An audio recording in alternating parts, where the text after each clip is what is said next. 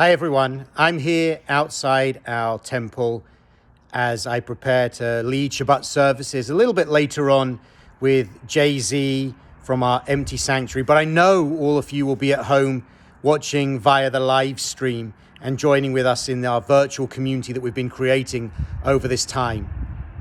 As we think about time, I know that for many of us, the passage of time has become increasingly difficult as we are in our houses, observing the stay-at-home advisory, and the days are blending in some way.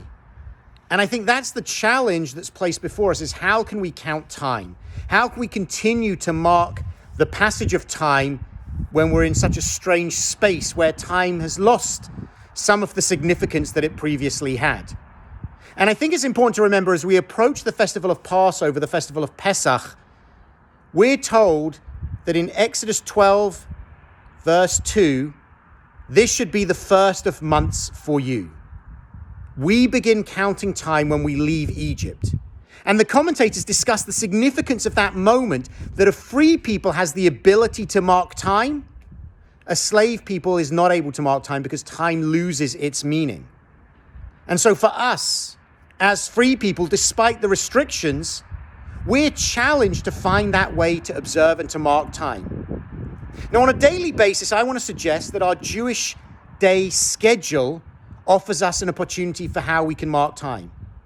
3 times a day, we're instructed traditionally to pray. And I think that's a reminder to suggest 3 times a day, we need to mark the passage of time. In the morning, we begin with Modeh Ani, where we thank God for returning our souls. So take a moment at the beginning of the day to have time for gratitude. What are you grateful for as the day begins?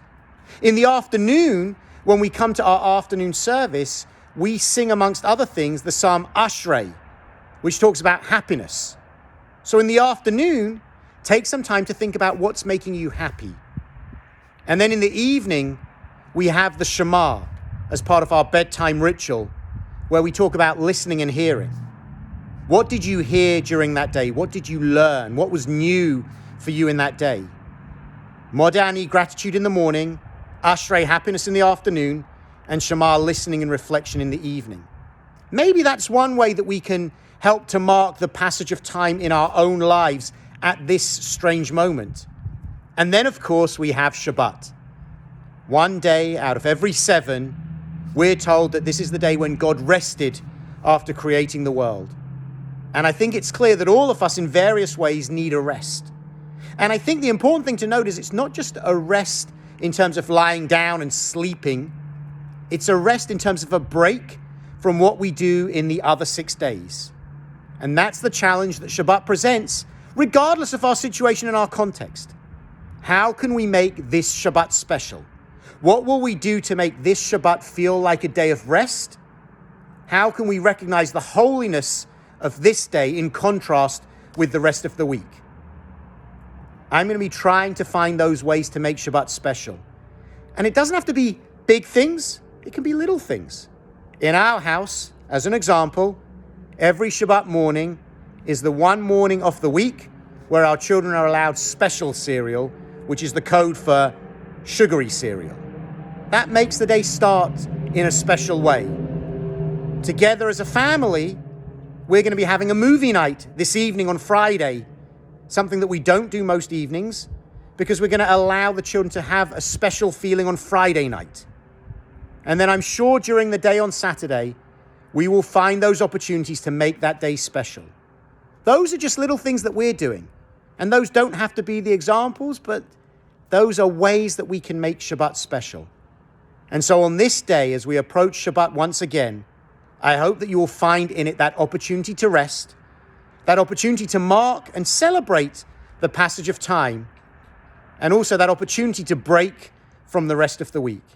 I hope it is a special Shabbat for each and every one of you. I hope that we'll be seeing you virtually via our live stream services, 6:15 on Friday evening, 8:30 in the morning on Shabbat morning, and then Havdalah, I think around 6:15 as well on Saturday evening. So we wish you all a Shabbat Shalom, We hope you'll join us. And one last thing to join us for to make Shabbat special, our song leader Lexi will be leading a Facebook Live song session on the Temple Shir Tikva Facebook page at 5 p.m. That's another way we can celebrate and make Shabbat a day that is special for us and for our families. Shabbat Shalom.